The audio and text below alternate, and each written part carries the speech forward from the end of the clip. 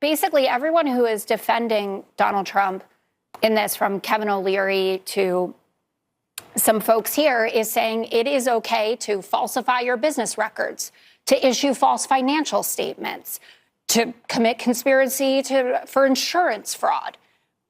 When he goes out there, where's the fraud? The fraud is, and David Brooks lays this out really nicely. He was on a weekend show. He says you can't have three sets of books.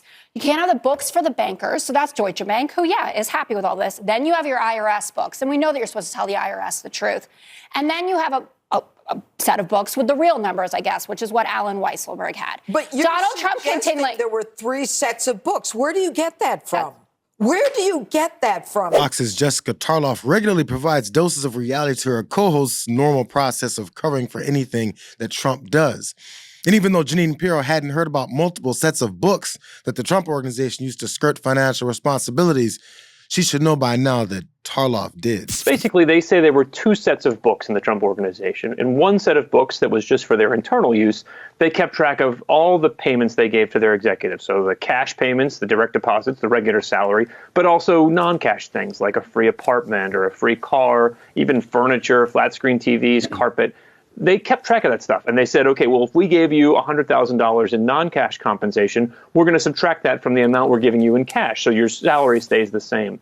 They treated that as compensation. But then the other set of books is what they showed to taxing authorities, allegedly. And it did not show any of that other stuff beyond just the regular salary. It didn't show the free apartments or the free cars or anything else. Don't forget the question Tarlov asked that sparked this challenge of, where did you hear about those fraudulent books? Because the question was, why is anyone okay with someone falsifying business records, issuing false financial statements, and committing insurance fraud? It's because they gloss over how many blatant facts about his fraudulent business dealings, his tax return escapades, and election disruption tactics have been shown to the American people. He's admitted, bragged, that he does everything he can to not pay his share of taxes. And that since the beginning of time, celebrities like him get to sexually assault people. So they don't even have to listen to Judge Ingram elaborate on just how untethered to reality or remorse that Trump is. They should just admit that they're in favor of one guy being above the laws that the rest of us have to follow. Judge had said that he because he's a lunatic, it means it didn't exist. Yeah, this is Donald a judge Trump, who decides cases based on emotion. Okay. I think emotion is hot at the table, and it is not emanating from me. So, since Donald Trump ran the first time, he has been making this argument, if they could do this to me, they could do this to you. The average person is not inflating their wealth by $800 million to $2.2 billion. They're not sexually assaulting women. They're not storing classified documents in the toilet.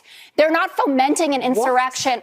Mar-a-Lago, you remember the documents? When the argument is lost, it becomes time to yell over the person submitting facts to the debate and replace it with politically crafted characterizations that have nothing to do with the situation.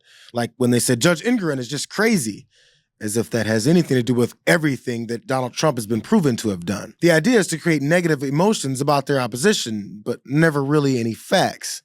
They're trying it with main character energy now, too. And main character energy, yes, it is a great saying. But main character energy, to most Democrats I talk to, is being able to deliver 81 million votes in 2020, or to get this legislation passed, or to oversee the most successful midterms for a party not in power in the House.